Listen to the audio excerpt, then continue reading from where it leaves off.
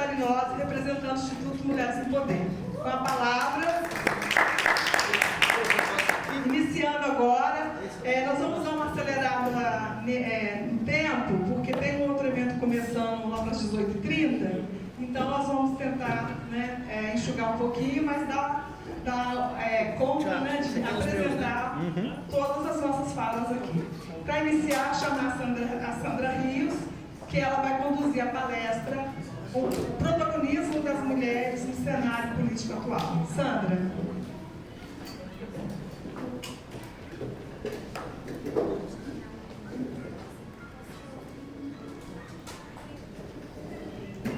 Boa noite, mas boa noite agora, né, que eu comecei minha fala antes, falando boa noite, agora realmente é boa noite. Quero agradecer aqui vocês que permaneceram até o momento. Obrigada pela força, pela como que eu posso falar, gente? Esse calor que a gente está passando aqui é uma garra mesmo, esse é aguerrido para estar aqui até agora. E agradecer também os colegas que vieram aqui também prestigiar, o professor, os colegas vereadores lá de Rio Novo, Gil, a todos vocês, muito obrigado. A gente já encerrou o primeiro painel, estamos indo para o segundo painel, vamos ser mais rápidos agora, porque a gente já está com o congresso às portas de iniciar às 18 horas, então estamos um pouquinho atrasados. Não vou me alongar também, agradeço mais uma vez a presença de todos e vamos passar a palavra aqui para a Sandra para ela conduzir esse segundo painel. Boa tarde a todas, boa tarde a todos. Eu quero agradecer a presença de cada um de vocês, porque a gente sabe que o bem mais precioso hoje é o tempo. Você vê que nós estamos aqui correndo contra o tempo para a gente dar conta de passar o recado da palavra que a gente trouxe. Eu sou Sandra Rios, eu sou cientista social e política, já atuo há mais de 22 anos no serviço público, câmaras de vereadores, eu já trabalhei, fui secretária legislativa em São Mateus, Prefeitura de São Mateus, eu também trabalhei na assessoria, na consultoria do gabinete, como chefe de gabinete, trabalhei na Assembleia também, como chefe de gabinete de deputado, trabalhei na Prefeitura de Guarapari, na Prefeitura de Cariacica e atualmente eu estou na gerência da Escola de Governo de Vitória. Eu também trabalho como mentoria para mulheres que querem ser candidatas. Eu trabalho nessa área de liderança. Então, a nossa palestra hoje vai ser sobre o protagonismo da mulher na política, desafios e conquistas no cenário atual. Eu vou colocar essa foto porque eu achei ela muito interessante. Eu queria que vocês, mulheres, olhassem para essa foto e se imaginassem um mundo assim, onde nós, mulheres, possamos ocupar os nossos espaços. Por isso eu trouxe essa foto. Esse governo das 5 mulheres é um governo da Finlândia. Lá foi o lugar onde mais se lutou em busca do voto feminino, onde mais tiveram pessoas lutando e que mais avançaram no sistema político. Eu quero colocar aqui uma contextualização dos nossos tempos até hoje. As primeiras reivindicações já começaram lá no Império, no Brasil Império, no ano de 1880, com a Lei Saraiva, que é a lei do sistema eleitoral do Brasil, que dizia que todo brasileiro com título científico pudesse votar e, aproveitando-se disso, a cientista Isabel de Souza Matos exigiu na justiça o seu direito ao voto que lhe foi negado. E 30 anos depois, começa o movimento sufragista no Brasil, com a criação da primeira associação feminina por direitos políticos. Sua líder era a indigenista Leolinda Dalstro. Ficou conhecido como a primeira onda do feminismo. Seguido ali, a gente tem uma outra foto, acho que não ficou muito boa a organização do slide, né? Ali está o presidente Hermes Fonseca, em 2011, recebendo os integrantes do Partido Republicano, criado pela Leolinda, né? Ela é muito famosa por ter iniciado esse grande movimento. A gente vai pedir, assim, que, como não vai dar para falar sobre todos os momentos, né? Mas, assim, em 1920 tem a Liga da Emancipação Política da Mulher, que foi liderado pela Berta Luz. Ela fez vários movimentos, porque ela estava recém-chegada da Europa, da Inglaterra, onde o movimento em favor do voto feminino estava muito grande. E você imagina hoje que nós temos uma rede social de todo tamanho, o movimento que nós podemos fazer. Quando ela fazia esse movimento por carta, olha bem a quantidade de meses que era para ela receber uma informação. Com esse movimento, ela se aliou ao movimento feminista internacional e ela foi uma grande referência na luta pela equiparação dos direitos de homens e mulheres. Ali também tem a Celina Guimarães, nós não podemos deixar o protagonismo dela, que foi a primeira mulher a votar no Brasil, lá em 1927. Também temos ali nova foto da Berta Luz. Por que ela fez esse outro movimento? Ela sobrevoou a cidade do Rio de Janeiro, que já era a capital do Brasil, com informes dizendo que as mulheres já podem votar em 30 países e em um estado brasileiro. Por que não votar em todo o Brasil? Porque como o movimento da Celina Guimarães, ela conseguiu ser a primeira mulher a votar, porque naquela época ela entrou com uma ação na justiça, solicitando o direito ao voto, porque se todo cidadão poderia votar, ela teria também o direito de voto. Então ela entrou lá na cidade de Mossoró, no Rio Grande do Norte, que sempre tiveram vários movimentos em favor da mulher. Ela conseguiu na justiça o direito ao voto. Por causa disso, a Berta Luz fez esse outro movimento no Rio de Janeiro, dizendo que em 30 países e em uma cidade brasileira a mulher podia votar, por que não em todo o país? Aí, através dessa associação dela, ela começou a fazer, como todos nós, eu como funcionária da Assembleia que já fui, mas aqui tem vários vereadores, eles vão nas assembleias, de porta em porta, de gabinete em gabinete, com papel na mão, solicitando aí uma emenda, solicitando um apoio.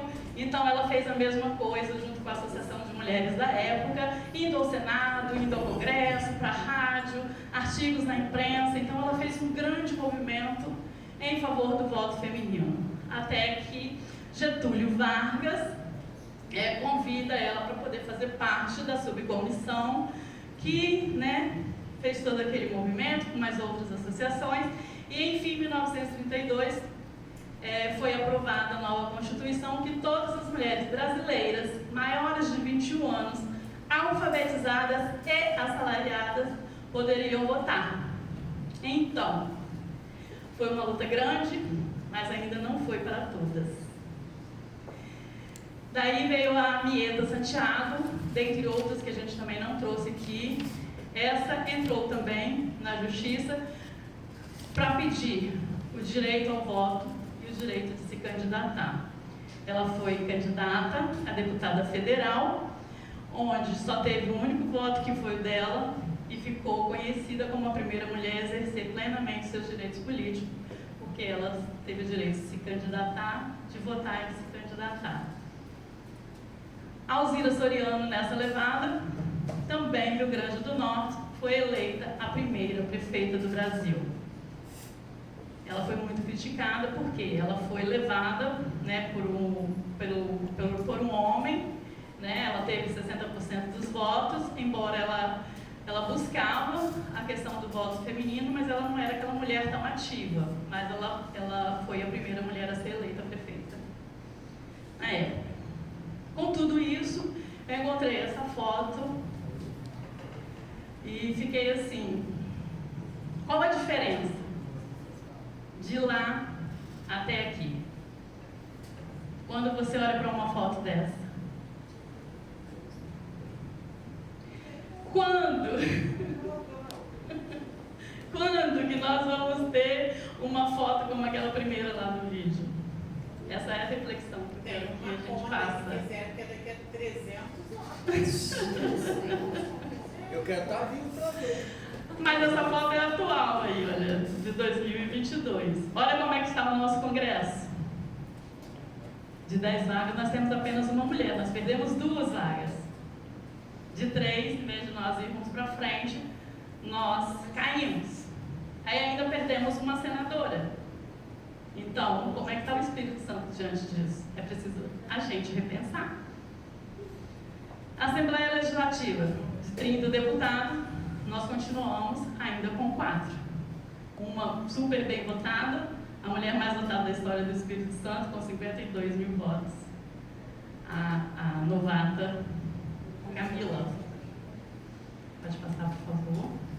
Dos 860 vereadores, eu não sei ainda se a conta está correta, eleitos no Estado, 91 são mulheres. Esse número equivale a apenas 10,8% do total. O que nós precisamos mudar? Por que isso aí? A conscientização já tem, a sociedade quer a mulher. Porque com a Covid, foi comprovado que as mulheres lideram melhor nos momentos de crise. Ficou reconhecido aí para o mundo todo, os países onde era liderado por mulheres, a crise da Covid saiu-se melhor. Então, quais são esses desafios que nós enfrentamos? Eu não sou candidata, nunca estive como uma eleita ou como candidata, eu nunca me testei, mas a política não é só no espaço de poder. Eu já fui uma assistente e já fui uma secretária. Então, eu já passei por diversos papéis e nem por isso eu deixo de estar contribuindo com a política, porque isso é uma questão de consciência. Mas nós precisamos, sim, de mais mulheres eleitas. E aqui nós temos 4 lindas mulheres. Você é candidata? Então, a gente precisa ter coragem. Como a Tite falou aqui, o que falta em muitas mulheres é a coragem. E quando a gente olha ali para aquela pesquisa do IBGE, ela é de 2022, que as mulheres ocupam 37% dos cargos de liderança no Brasil. Mas a maioria, que é o contrário, é ocupada por homens e eles ainda ganham mais que elas. Quais são os desafios da liderança feminina? Na primeira pesquisa, acho que foi em 2020, as mulheres tinham 39% de ocupação. Em 2022, ela caiu para 37%. Isso bate com a questão nossa das mulheres na política, Porque isso aí está no geral. Então, caiu a representatividade das mulheres em cargos de liderança. As mulheres são líderes melhores durante a crise, diz estudo. Por que essas mulheres saíram na frente? Ele foi feito baseado no livro 360 Graus do Líder Extraordinário, que avaliou a satisfação e o comprometimento de 13 das 19 competências de liderança, essas mulheres tinham. Habilidades interpessoais chamadas de soft skill, como a colaboração, o acolhimento, o trabalho em equipe, a motivação. A mulher, ela tem isso mais fácil. Então, quando a gente fala da liderança cuidadora, que isso reflete a mulher, por quê? Porque nós somos mães, nós somos mulheres, nós aprendemos a cuidar. E depois da pandemia, a liderança cuidadora realmente ela está em alta. Por quê?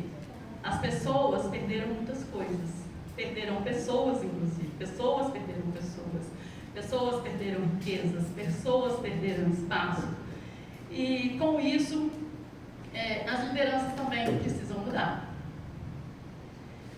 As mulheres nas eleições de 2022 aqui no Espírito Santo, eu peguei essa matéria no recorte da página da Assembleia, acho que ela é do TSE, isso, a fonte do TSE, onde as mulheres têm um eleitorado de 53%, 34% candidatos e 18% eleitos.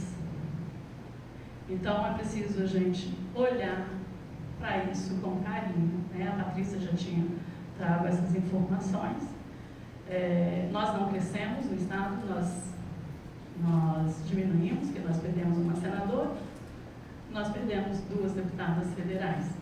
A Assembleia mantém, mas a gente precisa olhar para isso. Alguns desafios que eu trouxe aqui. Aquele quadro ali que representa o que eu já falei, o espaço das mulheres, está vendo lá? Muitos homens, a maioria, e 2 ou 3 mulheres naquele espaço ali. A mulher dirigindo, a gente sempre ouve piadas, e a gente precisa ter consciência que isso precisa acabar, para nós mesmos não ficar rindo de piadas sobre mulheres.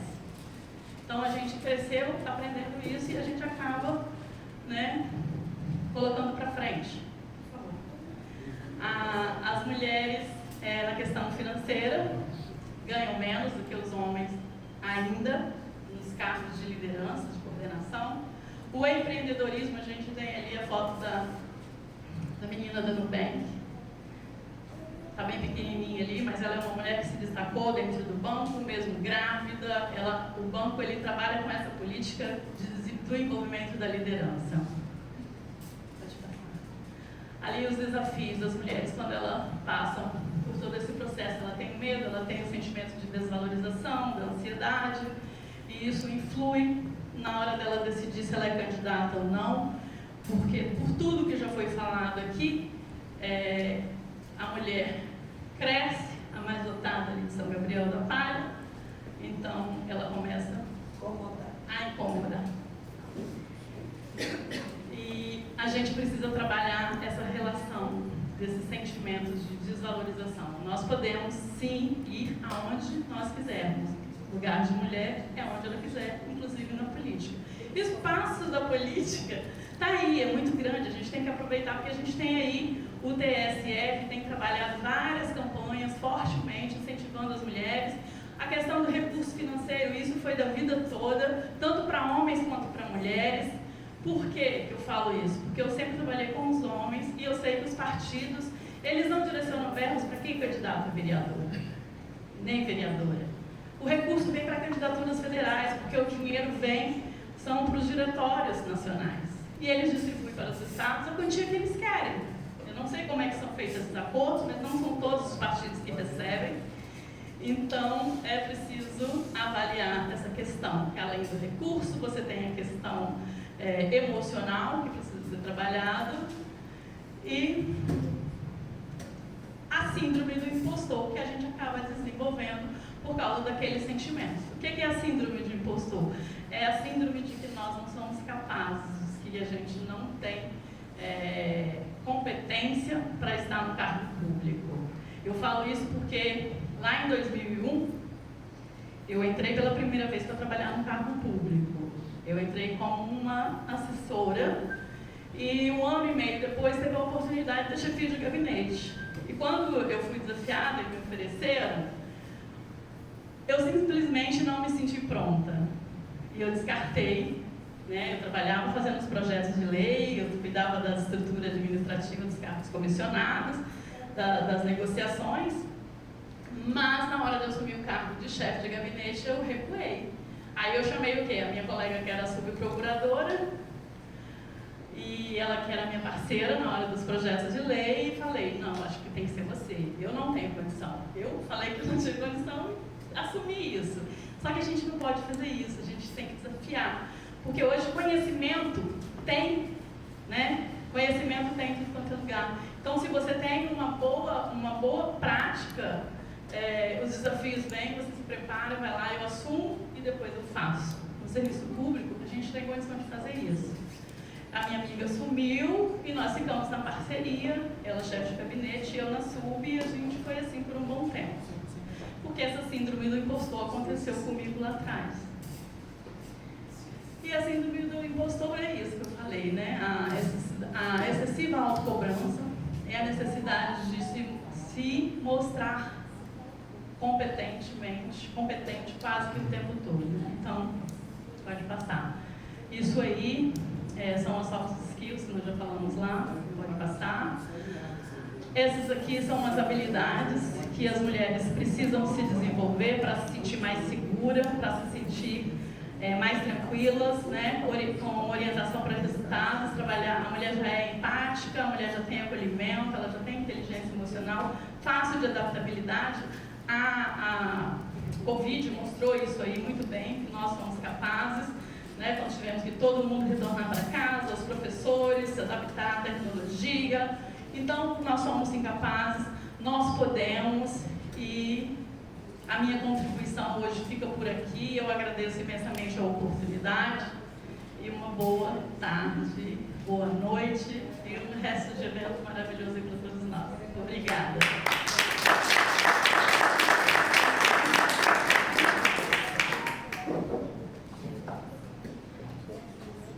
Nós vamos ter que acelerar mesmo, porque, né, se desculpa, o conteúdo é muito importante, merecia mais tempo para a gente debater, mas fica a dica, viu, Márcia, para a gente fazer um novo momento com mais tempo para essa discussão, né?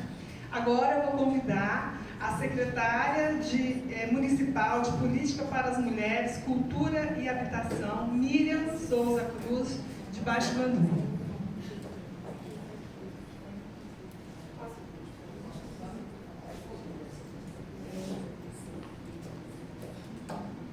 Boa noite, gente. Mas vocês não tomaram café, não? Boa noite, gente. Ah, bem, uai. A gente está aqui falando que mulher tem que ser empoderada, mulher tem que fazer, mulher tem que acontecer. E na hora de fazer, vocês ficam caladas? Não, uai. Desse jeito, nós nunca vamos estar um passo à frente, nós vamos sempre dar um passo atrás. Gente, meu nome é Miriam, eu sou de Baixo Mandu, uma cidadezinha pequena, mas que tem um coração muito grande, né? Quem não conhece Baixo Mandu, tá todos convidados para conhecer a nossa cidade, que agora, 10 de abril, está comemorando 89 anos de emancipação política. Então, gente, como disse a nossa amiga Sandra ali, eu não sou candidata, nunca fui candidata a nada, né? A não ser na minha escola, né? Que eu fui candidata a líder lá e fui até eleita. Mas é o que ela falou, a gente muitas vezes dá contribuição, né, na política, não é que é bem maior, né? O poder, quando você está com o poder legislativo, né, o executivo, as pessoas falam que é um passo maior, mas a gente consegue dar uma contribuição muito grande também, exercendo os cargos que a gente ocupa. Eu sou professora há muito tempo, né? Fui secretária de Ação Social lá no meu município, assumi a Secretaria de Cultura e aí o prefeito de Baixo Mandu, né, Sônia, criou a Secretaria de Políticas Públicas para as Mulheres, porque nós vimos a necessidade, não é que não se tinha um trabalho que se fazia no nosso município, mas a gente viu a necessidade de efetivar esse trabalho. E lá em Baixo Mandu a gente não comemora o Dia da Mulher, porque o Dia da Mulher não é 8 de março, não. 8 de março foi quando aconteceu aquilo ali, que foi uma tragédia. Dia da Mulher todo dia, Dia da Mulher todos os dias. Mulher é aquela que ela é guerreira, a mulher é mãe, é psicóloga, a mulher acorda, ela trabalha, ela faz 10 coisas ao mesmo tempo que o homem não consegue fazer. A mulher fica doente, mas mesmo assim vai trabalhar, a mulher cuida do filho, a mulher se é professora igual eu fui, e sou, porque uma vez professora, sempre professora. Você é mãe de todo mundo, você é psicóloga, você é tia, você é madrinha, você é tudo de uma vez. E isso não pode parar não, na comunidade da gente, no bairro da gente, aonde a gente vai, com os amigos da gente. Então, lá em Baixo Mandu, quando eu assumi a Secretaria da Mulher, a primeira coisa que eu fiz lá foi que a gente precisava criar um ambiente que poderia ser rosa, azul, branco, verde, mas nós resolvemos criar a Sala Lilás, que na verdade o nosso interesse é mesmo criar a Casa Lilás, né? Como o senhor tem lá na sua cidade um projeto muito bacana, nós também temos um projeto muito bacana, onde a gente trabalha efetivamente as políticas para as mulheres. Mulher tem que ser bem tratada, mulher tem que ser bem cuidada. A mulher precisa principalmente ser valorizada. A mulher pode estar em qualquer lugar. A mulher pode assumir qualquer profissão. Nós estamos fazendo um vídeo com várias mulheres em Baixo-Candu, que é do projeto Mulheres que Nos Inspiram. E dentro dessas mulheres, né, que nós estamos conhecendo, elas estão divulgando a história de vida delas, nós temos mulheres ali que já foram candidatas a vereadoras, não se elegeram, ficaram como suplentes e serão novamente. Uma dessas é essa mulher aqui, ó. Vanessa é o nome dela. Olha a profissão dela.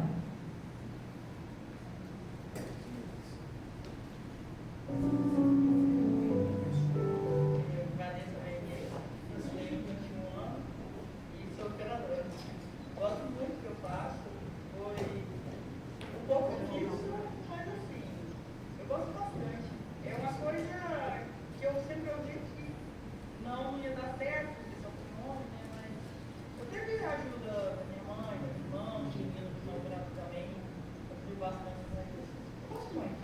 Não, tudo começou assim quando tinha uma máquina lá por perto, né? Aí o operador deixou eu pegar um pouco, gostei daquilo. Eu sempre gostei muito dessas coisas assim, igual um monte de trilha, essas coisas, sempre me chamou a atenção. Então, máquina, pra mim, foi um momento difícil na minha vida, que acabou sendo um remédio, vamos colocar assim. Isso pra muitos operadores, né? A máquina em si. Eu gosto bastante. Gosto muito, muito, muito. Não veria mais sem. Surgiu, aí tava lá, a máquina perto.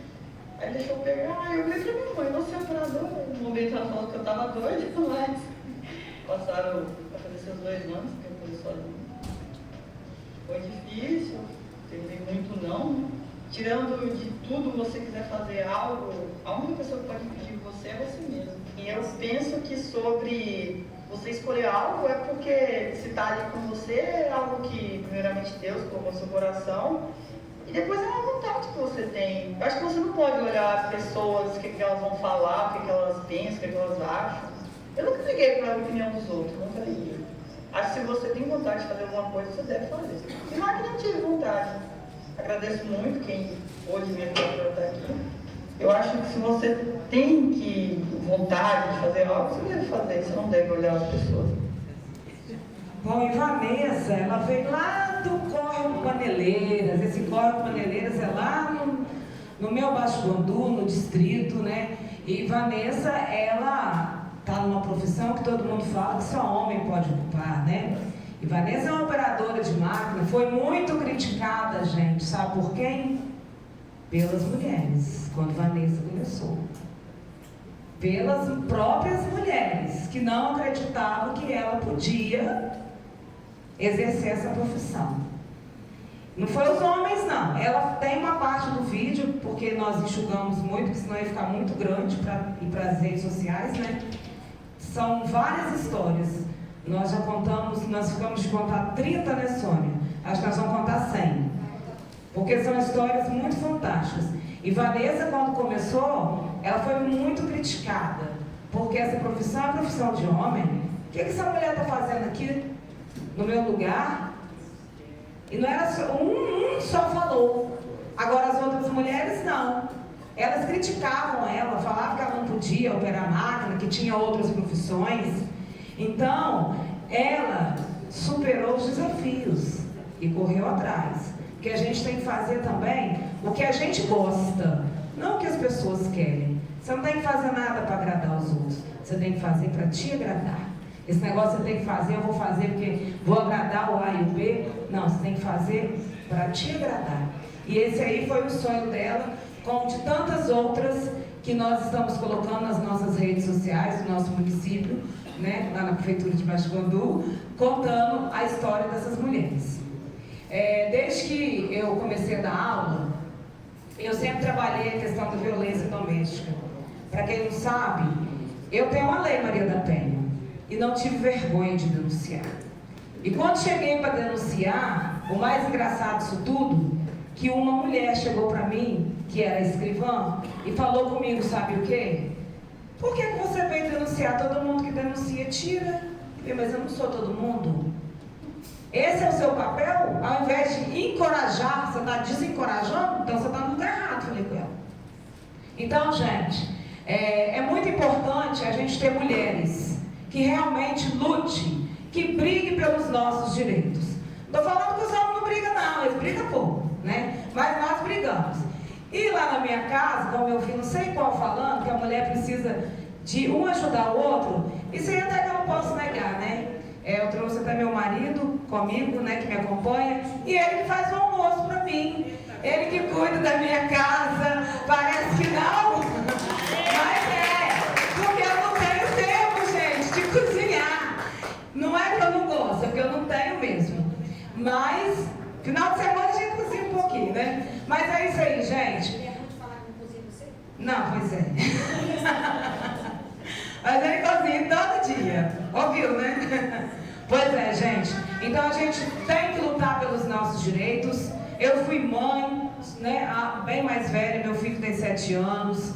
Mas uma coisa eu aprendi com a minha avó. Conhecimento, ninguém tira da gente. Ninguém.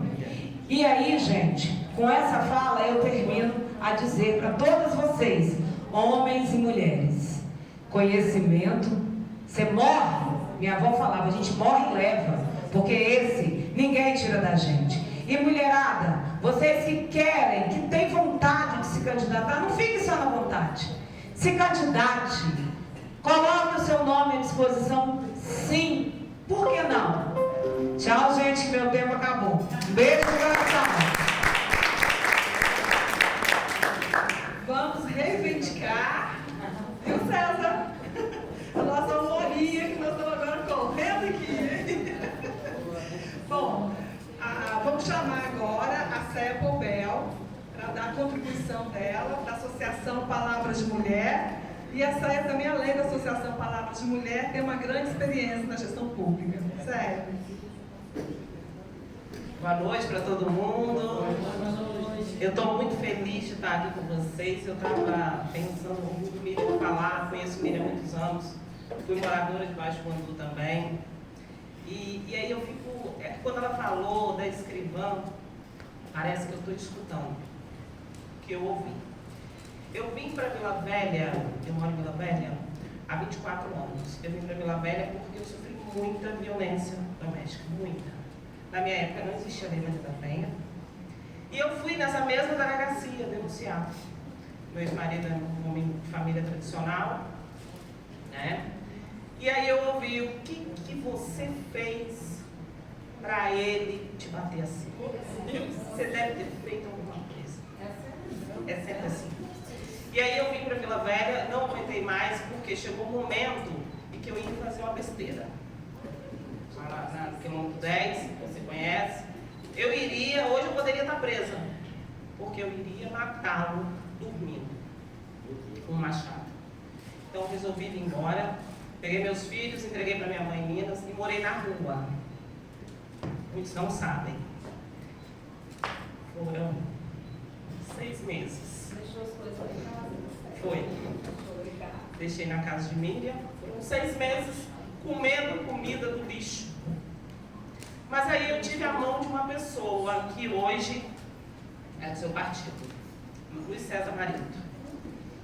Vim para o PSB, partido da Sônia, eu não estou mais, eu saí, mas vamos ver se a gente volta. Em nome de Jesus. E aí, Marido me levou para o governo, na época de Paulo Artung, me levou para o partido, e eu estudei, realmente, o que você falou é tudo, o conhecimento ninguém te tira. Estudei, comecei a trabalhar, comecei a correr atrás. E o meu único propósito era fazer tudo para que outras mulheres não passem pelo que eu passei. Foram 6 meses morando na rua, dormindo nos bancos, e eu me sentia protegida ali na prainha, porque ali tinha a Nossa Senhora abençoando tudo. E graças a Deus eu consegui alugar um quartinho. Hoje eu moro bem, graças a Deus, no centro da cidade, um lugar bom. Mas eu tive ajuda. E naquela época, quem me empoderou foi homem. Porque lá atrás, quem me perguntou o que eu tinha feito para apanhar foi uma mulher. Pode ser a mesma, com certeza, menina. E aí eu comecei a trabalhar, eu fiz um projeto. Cheguei para uma pessoa do meu partido e falei, olha, eu fiz um projeto para o prefeito criar a subsecretaria de política para as mulheres. Céia, faz isso mesmo, você está certa. Vamos ver se ele cria, né? Não, ele vai criar. E aí eu fui encaminhada até o prefeito da época. Gostei da ideia. Vou criar e você vai ser a minha subsecretária. A lei foi para a Câmara. No dia da criação, o meu nome acabou vazando e saiu no jornal. Aí o Ceciliotti, que era o presidente do partido, falou: não sei, isso não é bom. Eu era secretário do Ceciliotti, trabalhava na Casa Civil. Ele era o chefe da Casa Civil. Não é bom se eu não sair agora. Eu falei: realmente. Mas vamos ver o que dá. Uma mulher que hoje me trata muito bem, e eu a trato muito bem, fez uma carta de repúdio e distribuiu dentro da Câmara. Uma mulher que muita gente conhece. Mas não vou dar nome aos bois, não. Ela fez essa carta. Ligaram para o prefeito e falaram: não coloca Céia. Céia não tem condições de ser secretária. Quem tem que ser sou eu. Que foi a pessoa que me incentivou a fazer o projeto. E não acreditou que ia dar certo. E falou algumas coisas que eu não vou falar aqui, porque nós temos criança. E aí o prefeito me chamou, falou tudo que ela tinha dito. Eu sentei, falei: não vai dar certo. Sidneia, que era presidente do PV, estava comigo. Finada Sidneia. Aí o prefeito falou assim: mas Céia, você criou o projeto, você fez o movimento, você colocou 200 mulheres dentro da Câmara. Não tinha ninguém para não ser que não fosse você. Você será a subsecretária. E foi a única vez que Vila Velha teve uma subsecretaria. Não teve mais. Acabou, ele saiu. Eu continuei na administração do outro prefeito, mas não como subsecretária. E aí, a partir daí, eu comecei a criar projetos. Né? E hoje nós temos o Jornal Palavra de Mulher, que é o primeiro jornal feminino do Espírito Santo. Está se transformando em rádio, que é a Rádio Palavra de Mulher, que está com um projeto bem legal, junto com a Secretaria de Mulheres. Nós vamos estar lá na Expo Sul, em Cachoeiro, fazer a transmissão da feira. Já baixou o aplicativo, hein? Baixa o aplicativo. Isso, porque ainda está sendo preparado. Você abrir agora, deve estar tocando, sei lá, Buscando Preto. Eu ainda não consegui, porque o que acontece? A gente mudou de streaming para termos o link para os iPhones, que a gente só tinha para Android. E aí a gente teve que mudar, e aí todas as músicas, tudo saiu do ar. Enfim, essa é a história que eu queria contar para vocês. Para finalizar, eu gostaria de pedir uma salva de palmas para uma pessoa que, quando foi candidata a primeira vez, sentou comigo e a gente conversou bastante, e ela teve 2.007 votos. Era uma pessoa, ela chegou, eu olhei para ela assim, eu nunca vou esquecer esse dia. Ela falou assim: ai, Céia, será que eu consigo? Eu falei: você vai ser eleita vereadora. Será? Você vai ser, eu estou vendo. Eu vi ela sendo empossada ali na minha frente. Foi dentro da casa do pastor Arnaldo Candeias, presidente do Cadeieso, em São Torquato, né? Então eu queria que todos aplaudissem essa mulher forte, para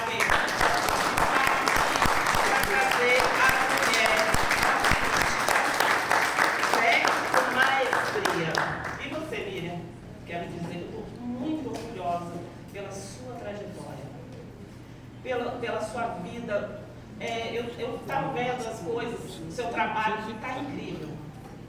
Sabe, você falando ali, forte, empoderada. A última vez que eu ouvi uma mulher forte falar com você foi a Nada Fiore, minha amiga de Cachoeiro. Eu sempre falo com ela: você segura a gente com o seu discurso, e você consegue isso, você tem esse dom da palavra, pode ser uma grande parlamentar. Pô, quem sabe uma prefeita, imaginando. Já falei, Né? E é isso, gente. Essa é a minha contribuição. Acho que eu já passei do tempo. Muito obrigada.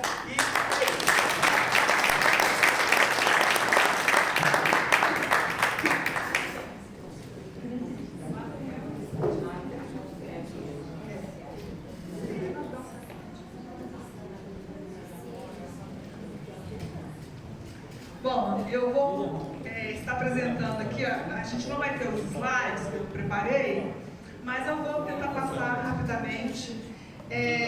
Eu fiz um questionamento aqui, né, sobre a questão do protagonismo das mulheres na política. Como os movimentos sociais podem contribuir para o protagonismo da mulher na política.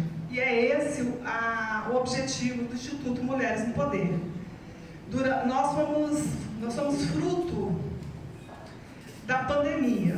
Nascemos na pandemia em 2020. Liderado pela Flávia Cisne, nossa presidente, que está aqui, né, Flávia. Ela, naquele ano, conduziu um grupo de mulheres online para a preparação das campanhas eleitorais em plena pandemia Covid.